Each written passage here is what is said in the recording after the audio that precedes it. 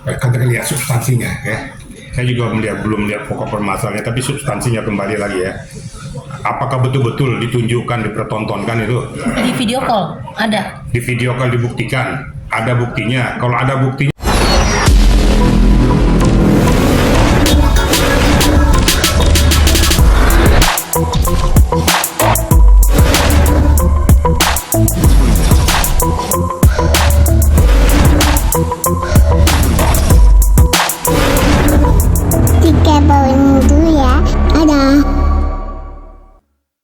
Baik, terima kasih untuk rekan-rekan media, selamat sore. Jadi begini ya, saya juga mengikuti perkembangan daripada proses antara si pelapor ya, Nikita Mirzani yang melaporkan si Fadel gitu ya, yang mana kuasa hukumnya juga adalah Pak Asman Nasution begitu ya. Jadi begini, jadi apa yang dilaporkan oleh Nikita Mirzani tentu harus sesuai dengan substansi pokok permasalahan. Satu, melaporkan bahwa Fadel melarikan anak di bawah umur, ya, dan soal menyembunyikan yang bersangkutan di suatu apartemen, gitu ya. Kemudian melakukan tindakan antara seorang laki-laki dengan seorang perempuan, udah ngerti tujuannya itu ya. Nah, kalau melihat klausul hukumnya, kalau memang itu betul terjadi, semua itu kan harus berdasarkan fakta hukum. Kita berbicara fakta hukum ya. Itu dia bisa dikenakan ya, satu undang-undang perlindungan anak ya, tidak kena dia. Yang kemudian melarikan anak di bawah umur dia kena dia, karena belum layak, karena dia ini masih di bawah pengampuhan. Nah, jadi bisa aja dikenakan pasal tersebut ya. Apalagi saya monitor juga, katanya saya juga nggak ngerti bahwa dia melakukan aborsi. Tapi kalau berbicara tentang aborsi, kita tidak bisa langsung menyatakan bahwa dia telah melakukan perbuatan itu sebelum ada data fakta hukum. Baik itu dikeluarkan oleh penyidik, tentunya melalui koordinasi dengan bagian kedokteran ya, kedokteran kandungan ya, tentu melalui kedokteran forensik tentunya yang akan berkewenangan untuk menyatakan bahwa dia telah melakukan aborsi. Tentu ada data faktanya, ya, rekam medisnya juga ada. Gitu kira-kira ya. Berarti jika memang terbukti, sudah pasti bisa dijerat dengan undang-undang reproduksi itu kan?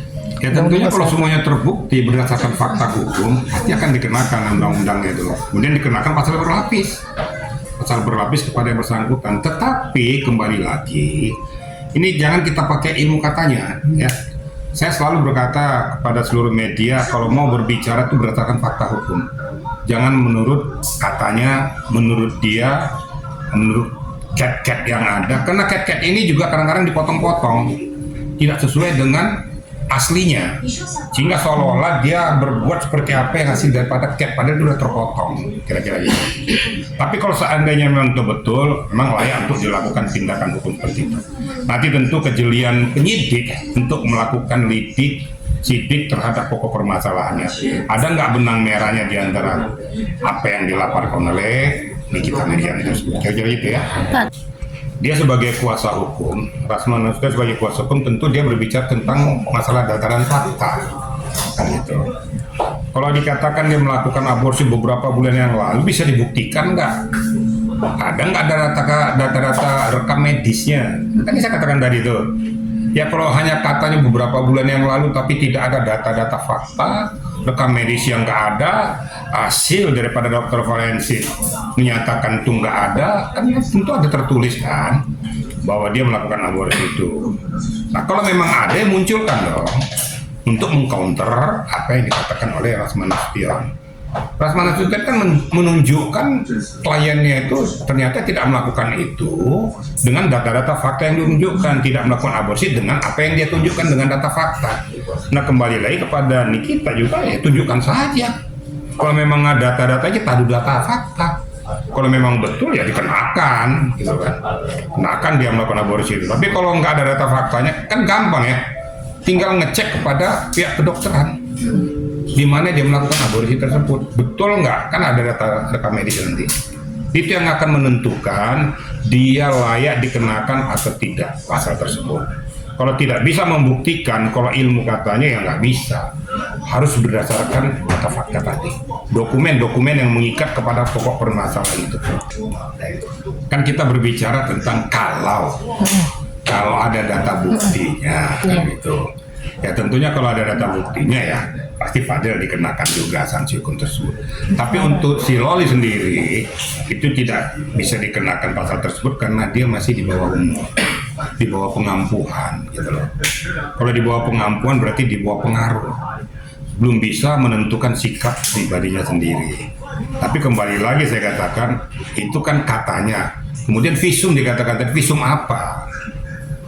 Kalau hanya visum bahwa mohon maaf nih tempat sensitifnya, itu dikenakan benda tumpul, emang udah dia yang lakukan? Kan belum tentu juga Fadil yang melakukan itu. Mungkin saja orang lain. Kalau hanya katanya itu kan teman dekatnya, iya boleh. Tapi pada sebelum kenal dengan Fadil, kita bisa saja kenal dengan laki-laki yang lain. Kita kan nggak ngerti. Makanya ada pembuktian tadi, fakta tadi. Apakah sudah pasti kalau seandainya saya kenal seorang wanita bahwa saya sudah pasti sama dia, kan belum tentu. Harus ada dong pembuktian-pembuktian itu. Makanya saya minta kepada kita semua juga, hukum itu harus berdiri tegak. Ya. Luruskan pokok permasalahan bukan berdasarkan asumsi. Ya. Kalau berdasarkan asumsi, berdasarkan keterangan apa katanya, itu tidak bisa dikaitkan dengan barikade hukum. Hukum positivitas berbicara tentang fakta, data yang ada, baru kita tarik. Nah, kalau masalah visum tadi itu kita lihat dulu visumnya, visum apa. Visum itu mengkait kepada bahwa mohon maaf dia tidak virgin lagi, ya itu nanti kita lihat siapa yang lakukan. Bisa nggak dibuktikan bahwa dia yang dilakukan oleh Fadil atau mungkin orang lain, kan nggak tahu juga. Paham kira-kira ya? Yang paling gampang itu kan sebenarnya kalau seandainya dia hamil, itu kan bisa tes DNA, itu gampang dapat. Nah, tapi kalau dibilang aborsi, katanya aborsi kan nggak bisa dibuktikan. Makanya saya katakan tadi rekam medis perlu. Dokter forensik yang menentukan tuh siapa yang meriksa, dokter kandungannya siapa, yang menyatakan bahwa dia aborsi, yang melakukan aborsi siapa. Kan nggak mungkin dokter mengaborsi nggak dicatat dulu namanya, siapa yang akan melakukan aborsi tersebut, dalam rangka apa. Tentu kalau seandainya di bawah umur, siapa yang bertanggung jawab untuk aborsi tersebut? Tentu orang tuanya. Kan dia dikenakan dong. Kalau memang dokter yang melakukan aborsi itu pasti kena. Karena dia sudah melanggar etika kedokteran. Karena ada etika kedokteran itu. Dia melanggar, berarti dia melakukan tindakan hukum pembunuhan terhadap janin, kan gitu. Dia kenakan, bisa dipecat dari kedokterannya deh. Karena ada undang-undang yang mengikat gitu kira-kira. Untuk masalah sendiri Ya pasnya tentu yang melakukan aborsi tadi, tentu kan ada etika kedokteran nanti ya. Nah, dari situ pun yang perlu yang dikaji oleh kita nanti lihat rilis daripada pihak kepolisian itu. Kalau masih katanya kita belum bisa masuk kepada formasi hukum. Tapi kalau pihak kepolisian sudah menyatakan itu berdasarkan hasil lidik dan sidik yang pasti. Ya, namanya pihak yang satu dengan pihak yang satu kan pasti akan membenarkan masing-masing pribadi, ya kan? Dia yang paling benar menurut yang satu, yang paling benar menurut yang satu lagi. Yang paling benar adalah hasil lidik sidik dari penyidik.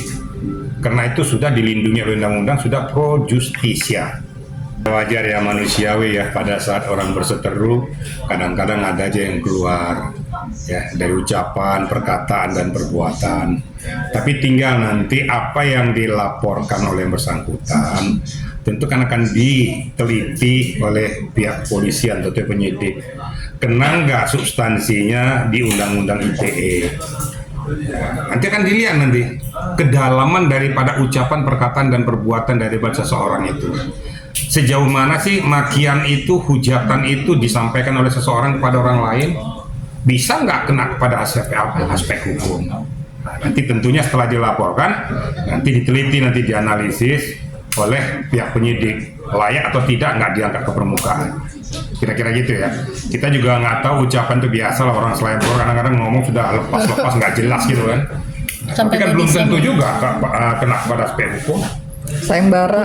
Body shaming juga Pak. Rasman leher lu tuh nggak ada, Rasman kepala lu botak, Rasman bahlul. Sekarang substansinya di mana? Rasman bilang itu udah menghina ke publik katanya gitu. Secara substansi pribadi mungkin dia merasakan itu. Tapi kembali lagi, apa yang disampaikan ini tentu nanti akan dianalisis oleh pihak penyidik. Saya belum bisa memastikan substansi atau kedalaman dari pokok permasalahan tersebut. Yang lebih paham dan lebih mengerti adalah penyidik, nanti akan berkoordinasi dengan ahli bahasa. Karena ada ahli-ahlinya nih. Bahasa ini layak atau kena nggak dikenakan ke sini. Nanti kan koordinasi nantinya. Kalau memang kena baru dimunculkan. Tidak serta-merta juga penyidik mengatakan bahwa ini dikena undang-undang ITE. Tentu dia akan bertanya kepada ahlinya. Ahli di bidang mana? Gestur kah? Bahasa kah? Dan lain sebagainya. Baru nanti ditetapkan layak, tidak layak. Kira-kira gitu ya. Tapi terkait perlakuan Rasman kepada kliennya Pak yang akhirnya diposting Nikmir sendiri bisa nggak sih Pak melaporkan sikap atau tindakan Rasman yang agak frontal gitu kepada kliennya untuk minta melihatkan itunya Pak gitu. Tidak senonoh. Kliennya ini cewek. Kita lihat substansinya ya. Saya juga belum melihat pokok permasalahannya, tapi substansinya kembali lagi ya. Apakah betul-betul ditunjukkan, dipertontonkan itu? Di video call ada. Di video call dibuktikan, ada buktinya. Kalau ada buktinya tentu ditunjukkan pada penyidik. Kan gitu. Apakah itu milik dia? Ya enggak terlalu kenal apa substansinya, kita lihat. Tapi kalau kata Nikmir kan itu udah termasuk pelecehan. Ya enggak lah. Pada siapa pelecehan kalau hanya voice dari orang yang nggak jelas juga kok. Ya, bisa nggak dimunculkan voice dari orang yang ngomong tuh? Nggak apa, hanya voice kan? Dia Voice rekam kan? lagi. Iya bener, merekam itu kan voice tuh. Menunjuk kalau laki-laki saya biasa olahraga, telanjang dada biasa kan, nggak apa-apa kok. Kecuali kalau wanita ya, kalau kita kan biasa. Istilahnya pertemuan mau diginikan itu ya biasa manusiawi lah. Ya. Jangan terlalu jauh menungkik seolah-olah bahwa dia ini telah melakukan kayak gini. Kita lihat substansinya dulu. Sejauh mana sih tindak pelecehan itu terjadi ataupun tindak amoral itu, apakah mempertontonkan dirinya layak atau tidak? Kan nanti kan tentu ada ahlinya lagi menilai. Kan sudah kembali lagi ahlinya menilai. Ini layak nggak masuk kepada barikade ini? Nggak serta-merta loh, penyidik nggak serta-merta langsung menentukan itu nggak. Dia pasti akan berkoordinasi dengan ahlinya. Kira-kira gitu ya. Oke.